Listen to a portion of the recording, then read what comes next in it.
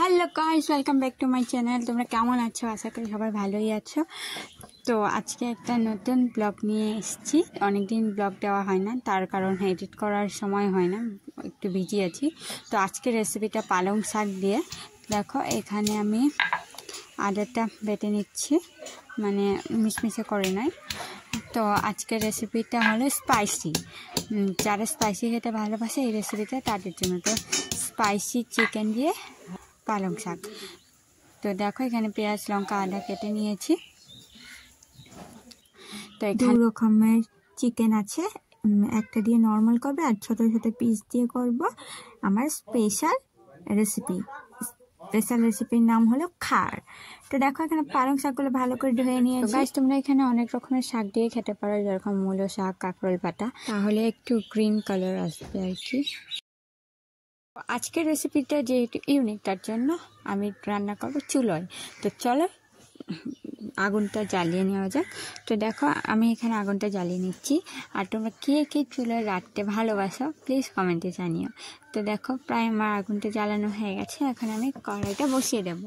তো কড়াইতে হিট হতে থাক, ততক্ষণ তোমরা ঝটপট করে একটা মিষ্টি কমেন্ট করে আসো। তো দেখো এখানে কড়াইটা গরম প্রায় হয়েই গেছে। তো এখানে চলো তোমাদের দেখানো যাক উপকরণগুলো। তো দেখো এখানে সব কিছু নিয়ে নিয়েছি। এখানে দেখো এটা সোডা নিয়ে নিয়েছি। এখানে দেখো কাঁচা লঙ্কা, পেঁয়াজ, আদা সব কেটে বসিয়ে দিয়েছি। এখানে পিস করে রাখা চিকেনগুলোও দিয়ে দিলাম। এই রেসিপিটা তোমরা অবশ্যই একদিন বাড়িতে ট্রাই করো বন্ধুরা, তাহলে আমার খুব ভালো লাগবে। আর কমেন্টে জানিও যে কেমন হয়েছিল। ঠিক আছে, তো দেখো আমি এখানে একটু নাড়িয়ে নিচ্ছি। তো এখন আমি এখানে দিয়ে দেব নুন। তো পরিমাণ মতো, স্বাদ মতো নুন দিয়ে দিলাম। তো এখন ভালো করে নুন দিয়ে তারপর এটার মধ্যে পালং শাক দিয়ে দেব। তো গাইস, তো আমরা তো সবাই জানি পালং শাকে কত পরিমাণ ভিটামিন থাকে। তো এই রেসিপিটা সবাই ট্রাই করতে পারে, কিন্তু একটু স্পাইসি হবে আর কি। তো দেখো এটা সোডা দিয়েই করবো, মেন উপকরণ সোডা। তো চলো এখন পরিমাণ মতো সোডা দিয়ে নিচ্ছি। তো আমি এখানে 1 চামচ সোডা দিয়ে নেব।